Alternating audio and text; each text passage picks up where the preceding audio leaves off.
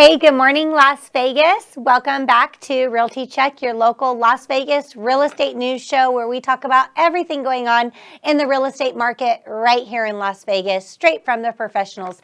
Today, your guest and your show host is me. So I'm here today, have lots of news, lots of things that have happened over the last couple weeks, a lot of things to cover. So it's going to be a great action-packed show today. So if you're watching our show, like, comment, share, tell your friends about us, download. If you download our episodes, you'll be able to be notified every week when we have a new one. Starting off our show, we're going to talk what we always talk is inventory, single family home inventory. It is raising slightly. We're at 2272 single-family homes on the market across the Las Vegas Valley. In addition to that, we've had 295 price reductions over the last 7 days. If you've been watching our show for this year, last year, or whatever, just watching our show for a few months, you'll see that those numbers are starting to creep up, and there is a reason why. So we've had, if you're tracking or watching any news articles that are out there nationally on real estate, there certainly is some big things happening. We have had a report from Fannie Mae has reported that we are starting to see a cool down in the market because of the spike in interest rates. Now, I believe this was the intention of the Fed to actually raise rates to cool down the market. I believe that was the purpose overall of them doing that, and it has been showing a reaction to that. Median price home in March was still up 460,000 in Las Vegas. So we've been having price increases constantly, month over month. Equity is going up at a higher rate than it ever has before. I really think it's a matter of time, and it was only a matter of time before something's got to give. Something's got to slow that down a little bit. Now, when we talk about slowdown, there's a huge difference between a cool down and a crash. So you're going to be hearing news articles, you're going to be watching the news, you're going to hear a lot of people saying the market's crashing. Now, please take a minute and look at the details and the facts behind it. To have a market crashing, we'd have to have a substantial issue that's going to cause a crash. There are so many buyers in our market right now, so many people relocating. It's just it's very unlikely that would happen. The two big rate hikes have definitely increased inventory.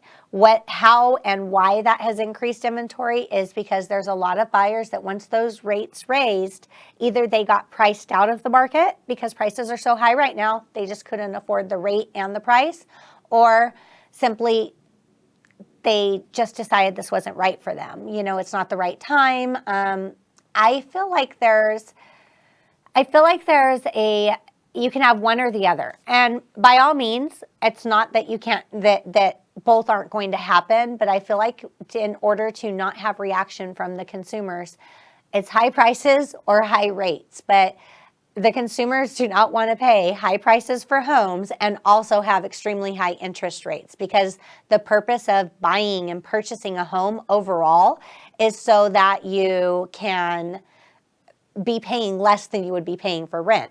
Long term, of course, building equity, building, planning for your retirement, long-term wealth that real estate builds over time. There's so many other reasons. But for the first-time home buyer, it's basically they want to be able to pay equal or less than what they're paying for rent right now and have the security of home ownership.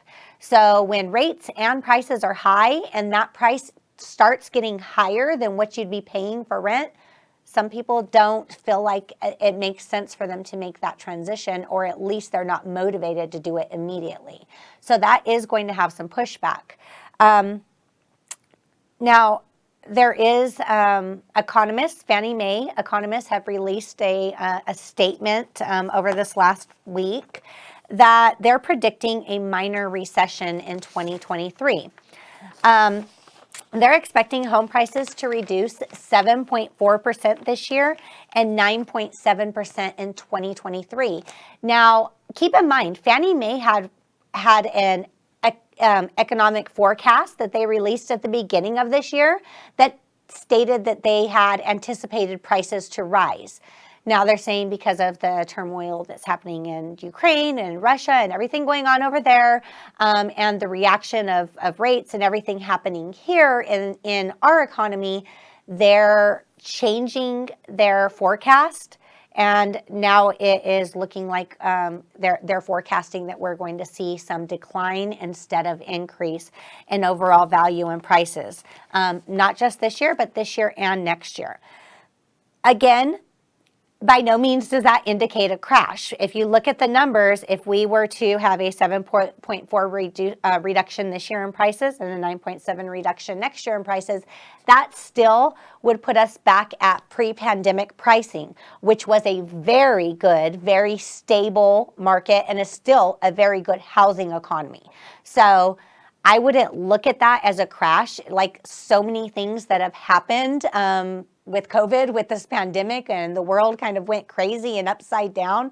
I feel like looking at it from that perspective, it's kind of putting housing back to normal. That felt like a very normal market that we were in, a very strong, a very good, and a very normal market. So putting us back to 2019 prices is not going to be a horrible thing. It's nothing to panic over. That is just, it's what they're predicting, and we will certainly see how that plays out over time. The other thing, and sorry, I have so many notes here, so many notes here, so many things to talk about. A quick reminder that we have too is sometimes sometimes we think that we're in the same situation. I've heard so many people say, well, this is just like 2008. We're in a bubble, and we're starting to hear the word bubble a lot now in the, in the news and everything. The Federal Reserve Bank had, they reported concerns of a market bubble. They actually quoted the word bubble in their report. And they're seeing a lot of abnormal behavior in the market. Yet, even they are confirming that we have no indicators of a crash like we've seen before. We are seeing a shift. Markets do shift. Real estate does shift. Sellers right now that are they're sellers right now in this market today, because of low inventory and because of the huge buyer demand, they're benefiting from best prices, best terms, multiple offers, all of the, it's 100% on the seller side. The ball's in the seller's court when you're selling a home right now. Though, in a market that's cooling down, that has a little bit more inventory, we're not going to see that anymore. Does that mean your home's not going to sell? Absolutely not. Does that mean that you're not going to sell at a good price? Absolutely not. You might not sell at an unreasonable price or a super high price. You might not get a buyer that's going to pay $40,000 above the appraisal.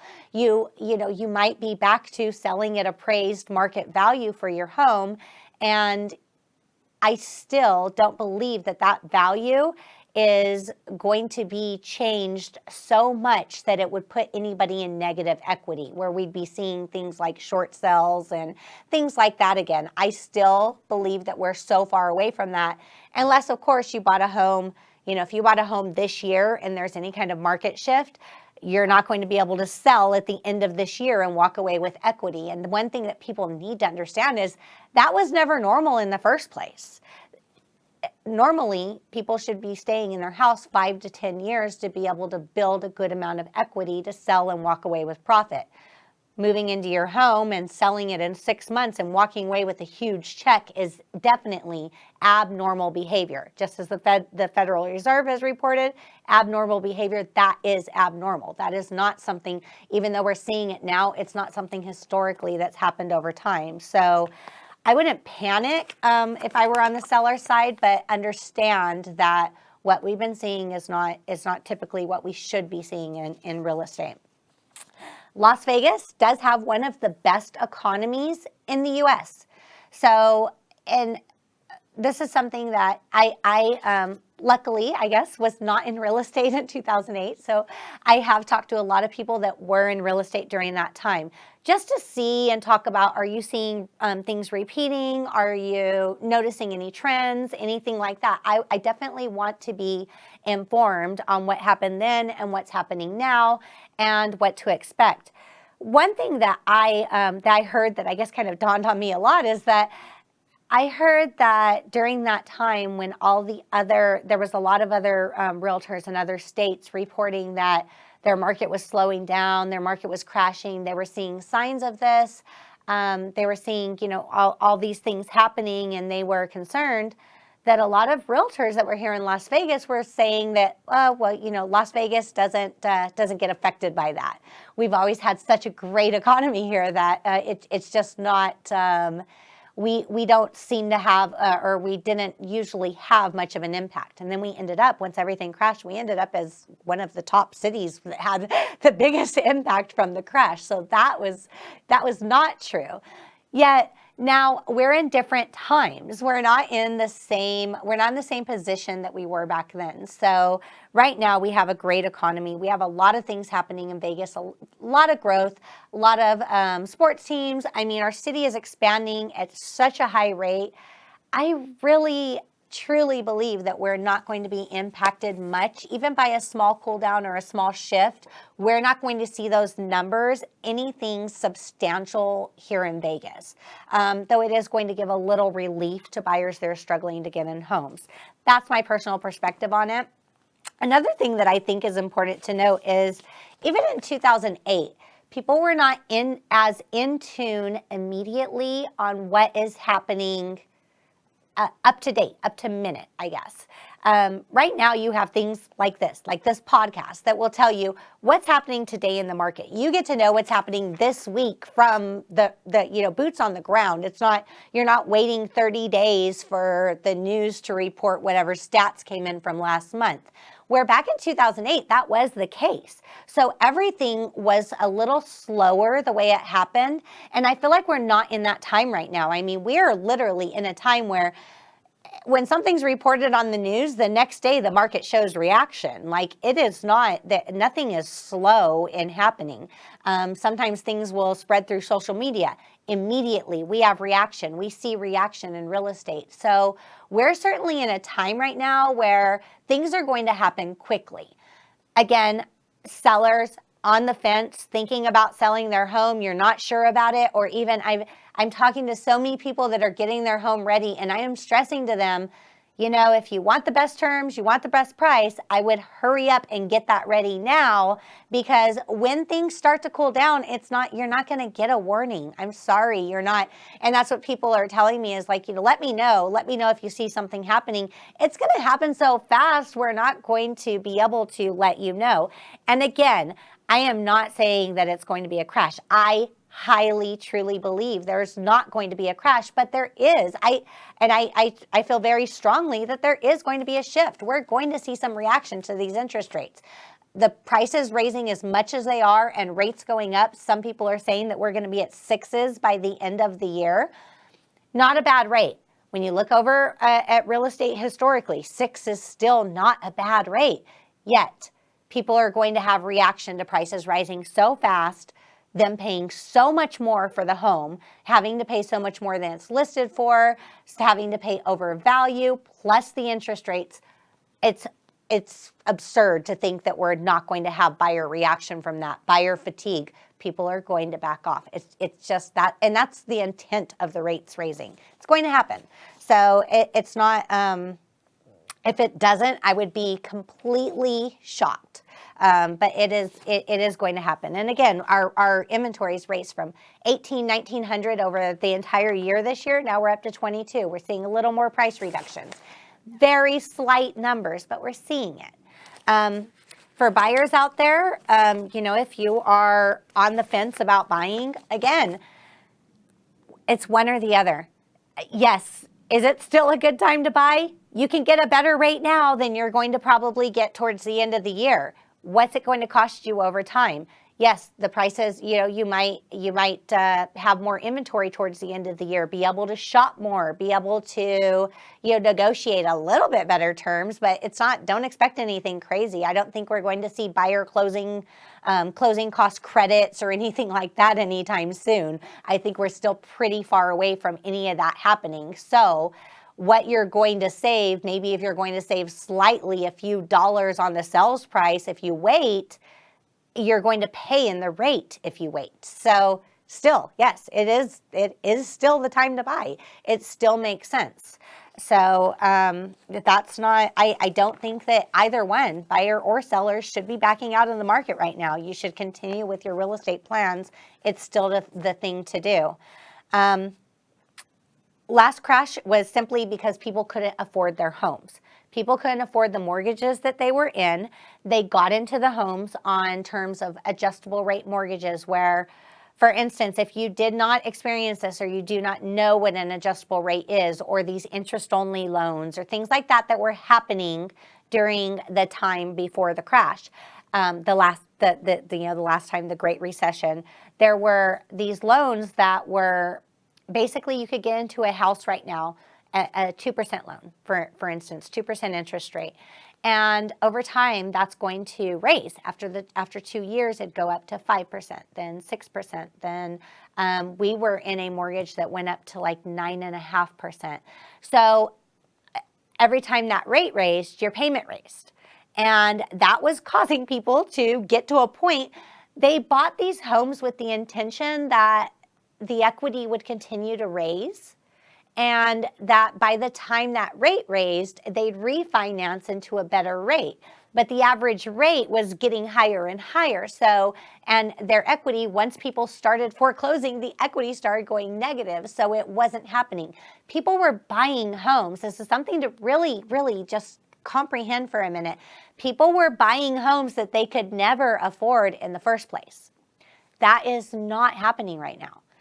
The lending practices have gotten so strict. I mean, I've had clients that I think definitely should get a loan that have gotten rejected, that have to go through so many different things, or there's certain things that they have to do to qualify still, even though they have a good amount of money, they have all these things. Loan practices are so strict right now.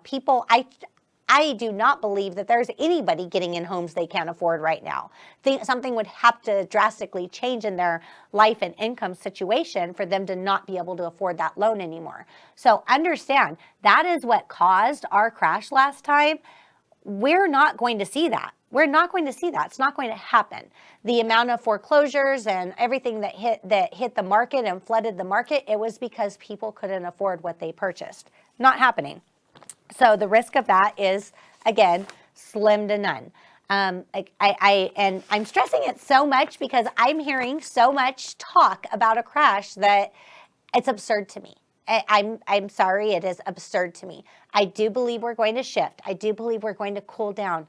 It's not going to be anything like we've seen before. So that might be wishful thinking for some people that are looking to buy, but in the long term, I think that it is a very bad idea for buyers to be waiting for that to happen, because they might just find themselves waiting and paying rent and losing a lot of money during the time that they're waiting. So, other news in Las Vegas. East Side, East Las Vegas is doing away with golf altogether, apparently, and building more houses because we need housing. Obviously, housing supply, inventory shortage, all of that. So there's 2 golf courses that are in East Las Vegas. They are, I believe, the only 2 golf courses that were there. Both of those are going away. There is a city-owned golf course. Last month, the Las Vegas City Council just approved a mixed-use plan for that golf course. That's at the Desert Pine Golf Club. That's over off of Stewart and Mojave, I think is the street. I can't remember the cross streets right now, but that big golf course is right there. You see it off the freeway. They've approved a mixed-use plan to add 1,800 apartments, some townhomes, some single-family residences, and senior housing. So they're doing away with the golf course. They're adding more housing to the area. In addition to that, and there's a previous site that is over in the Royal Links Golf Course. That's off of Vegas Valley, right before you get to Hollywood. That golf course that's over to the side that has like, looks like a castle. It's actually very, very beautiful because there's like a waste plant over there. It's like kind of stinky sometimes. So, but anyways, they are doing away with that. They're doing away with that golf course altogether. And they're adding some 1,600 homes approximately. And of course, they're taking this golf course land and putting it to its highest and best use. And as far as the waste treatment facility, apparently they've done something to control that and control the odor that was coming from there. So, according to the articles, they're working out the situation to make it to where there's not any the people that have the housing there are not affected by that. So yeah, we're, I guess, doing away with golf in East Las Vegas. They need more homes. My only concern about that is what about driving? Like, if you get on the freeway, if you're over on like Sunrise Mountain area, you get on the freeway on Charleston, oh my goodness, you can't get anywhere. It takes forever. So I feel like if they're adding all these new homes in there, I hope they do something to add to transportation sources I mean, more freeways, more something. I don't know what they need to do, but they need to work on that if they're going to add all these new people to that side of town, because transportation is an issue over there and something that they need to work out if they're adding more homes. So just if any city officials are watching this, I hope you have something in the works for that too. Nevada State Apartment Association has reported more than 20% rent increases in Las Vegas last year. So that is huge. Sorry, renters. I know this has definitely been impacting everybody in their situation. From a realtor perspective, own your home, find a way to home ownership, work on your way, your route, your path to home ownership, because home prices raise, rent prices raise, but once you purchase your home, you're locked into that. You don't have to worry about being a victim to the increase in rents. And as long as you're renting, you're always at risk. You're always at risk of that happening. So again, with a shortage of inventory, shortage of homes to rent, shortage of homes on the market, that is driving up rent prices. First quarter of 2022, though, there were more than 7,000 apartment units that were under construction. So trying to control the problem, trying to resolve the problem, we're working on it, but it's going to take time. Though a recent poll has reported, I know I've talked before on this show about rent control, other cities that have passed rent control standards that say that you can only raise rent to a certain percent. There's a recent poll, and the majority of Nevadans do support rent control, in addition to shelter for the homeless, which 69% of the people surveyed were in favor of. We are having an increasing homeless problem in Nevada. I'm sure the increases of rent are also contributing to this, but we are having a serious problem. One thing that myself and my husband were talking about recently is there's some casinos that are I guess shutting down, have no intent of reopening nor selling, which is odd to me, but they have no intent of selling them because they don't want competition. So I don't want to throw them out and say exactly which ones they are, but there's a couple across the city. They're owned by the same corporation, and their intent for right now is nothing, just staying vacant. So no one, they don't have competitors moving into the building, but they don't want to reopen because it's making their other locations more profitable. Why not turn those into homeless facilities? Why not, work those into something? If they're going to be no use whatsoever, I'm sure the corporations can take a huge tax break by giving back to the community and offering some sort of resource. I don't know all the logistics behind it, but just an idea I'm throwing out there. So the state has released, and they're working on a affordable housing program. Home Means Nevada is the website if you want to look up information on that. Now, I did research this. I seen a news article, and one thing about the news is they they report stuff and it's sometimes it's not always thorough. So they had a news a release, and they were talking about this Home Means Nevada plan. It's bringing affordable housing into Las Vegas, and it's a program that's initiating that. And they stated applications are due by May 15th. Well, on going on the website, I looked up the information, researched it a little bit. The applications, it appears, are not for individuals. It's for the builders and developers. So this program is to be able to provide grant funds to developers to enable them to build affordable housing. What type of, when we talk affordable housing, is this going to be houses that can be owned, houses that can be rented? I'm not sure about that. I haven't gotten all of the details about it, but if you do want to look up the information and find out more about it, website's called Home Means Nevada, and it is open for applications. If you are developing or looking into developing homes, there's programs out there that'll help provide funds to make more affordable housing in the city. So as far as the inventory issue, again, this is one other thing that it looks like it's contributing to it. I was reading a book this last week, and it was a book on real estate and a book on real estate investing. And one thing it said, which I think is true, is that overall there's incentives to owning houses. There's tax incentives to home ownership. There's certainly things that are provided by our government as incentives to people that own homes. Therefore, which makes it seem like the government wants you to have home ownership.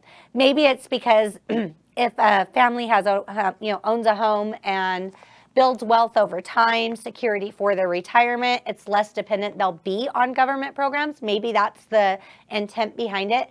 I don't know. I really don't know. But I do know that I believe that that's the reason for the rate increases, to slow down the market a little bit, to provide more of an avenue for home buyers to purchase homes, because home buyers, unfortunately, this whole year have been being beaten out by investors, by these bigger people with bigger pockets than the traditional first-time home buyer.